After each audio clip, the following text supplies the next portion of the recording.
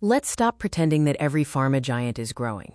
Most are just swimming faster to stay in the same place. But today, we're dissecting the 2025 power plays, specifically how Livzon, Renfu, and Organon are navigating a world where birth rates are plummeting but profits are surging. This isn't just a financial report, it's a survival manual for the next decade of life sciences.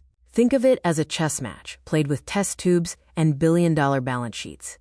Look at this number, 81.06%. In an era of aggressive price slashing, Livzon is running a business that generates more cash per dollar than a high-end luxury brand. Their fertility segment isn't just a product line, it's a legal license to print money in a specialized moat. While competitors are chewing on bones in the generic market, Livzon is dining on the prime rib of assisted reproductive technology. It's the kind of margin that makes Silicon Valley venture capitalists blush. Here's the paradox.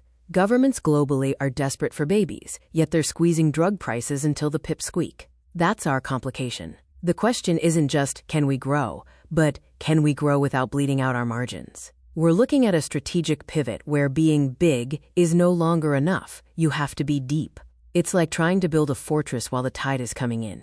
You either have the tech to stay dry, or you get washed away. Let's talk scale. Organon is the Godzilla here, with over $6.2 billion in revenue, enough to buy a private island for every person in this room. But size can be a trap. While Renfu and Livzon are smaller, they are leaner. Comparing them is like racing a heavy tank against a fleet of agile drones. One has the firepower, but the others have the maneuverability to dodge the volume-based procurement missiles that are currently sinking traditional generics.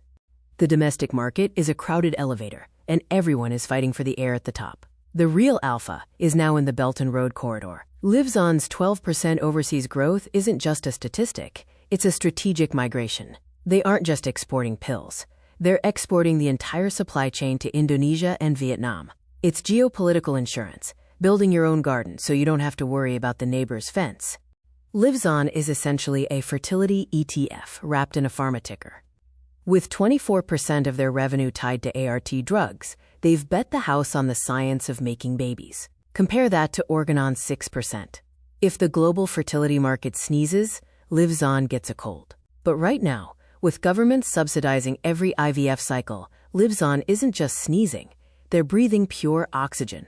Efficiency is where the mask falls off. Organon's $621,000 revenue per employee is elite. It's like having a team of Olympic sprinters. They've offloaded the heavy lifting of manufacturing to focus on the high-margin brains of the business. Livzon and Renfu, at sub-$200,000, are still carrying the weight of their own factories. It's the difference between owning the airline and being the person who actually builds the engines. This is the terminal barrier. Microsphere technology is so difficult to manufacture that it effectively turns a drug into a proprietary secret. You can't just copy-paste a 3-month sustained-release injection. It's the pharmaceutical equivalent of trying to build a Rolex with a hammer and chisel. If you can't master the microsphere, you're just another generic player fighting for pennies in the dirt. Livzon is spending 8.79% of its revenue on R&D. That's their aggression index. They are hungry. Organon, at 5.8%, is playing a buy versus build game, essentially waiting for others to do the hard work and then snapping up the winners. It's the classic battle, the scrappy inventor versus the wealthy collector. In the long run, the person who owns the lab usually wins over the person who just owns the checkbook. In consulting, we say profit is an opinion, but cash is a fact. Livzon's OCF to net profit ratio of 1.55 is a masterclass in earnings quality. It means for every dollar they claim to make, they're actually putting $1.55 of liquidity back into the bank. It's a bulletproof balance sheet. While others are, quote, counting their chickens before they hatch, Livzon is already selling the eggs and the feathers. Now, the financial anvil. Organon is dragging $8.6 billion in debt. That's enough to buy a fleet of 80,000 Teslas, and it's all tied to their neck. As interest rates fluctuate, that refinancing wall in 2028 is going to look like Mount Everest. Renfu, on the other hand, is aggressively dieting, cutting their liability ratio to 40%. They are getting lean for the winter. Organon is still wearing a heavy winter coat in July. Forget exporting. The new buzzword is localized ecosystems. Whether it's Jakarta or Addis Ababa, these firms are becoming local citizens.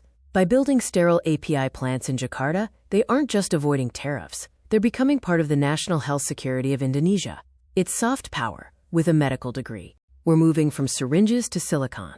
Livzon reduced a 10-hour quality control process to exactly 60 seconds using AI image recognition. That's not an improvement. That's a revolution.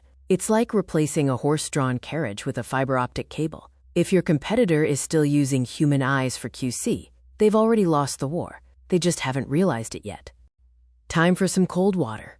Renfu has an AR turnover of 148 days. That means they're waiting nearly half a year to get paid for the drugs they've already shipped. That's a lot of hope sitting on the balance sheet. In this macro environment, hope isn't a strategy.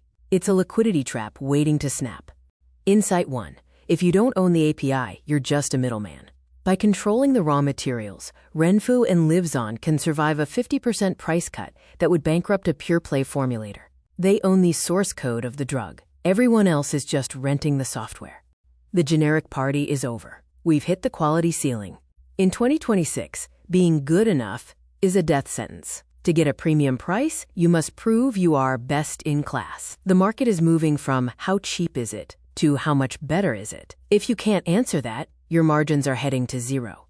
Final insight. The future of pharma is in silico. We're doing clinical trials on computers before we ever touch a patient. This isn't science fiction. It's a 30% reduction in your R&D timeline. The next big pharma breakthrough won't come from a chemist in a white coat. It'll come from a data scientist in a hoodie. The verdict: Livzon is our overweight pick. They've got the moat, the AI, and the cash. Renfu is neutral, great tech, but they need to collect their checks faster. Organon is underweight. They're carrying too much debt into a storm. In 2026, the winners are the ones who can turn data into drugs and debt into R&D. That's the teardown. If you want the full-page deep dive report on these tickers, email us at sales@hdinresearch.com or click the link below. Don't just watch the market. Understand the logic behind it. Comment below with which ticker you're betting on for 2026, and make sure to follow at HDIN230 for more high-grade insights. Stay sharp.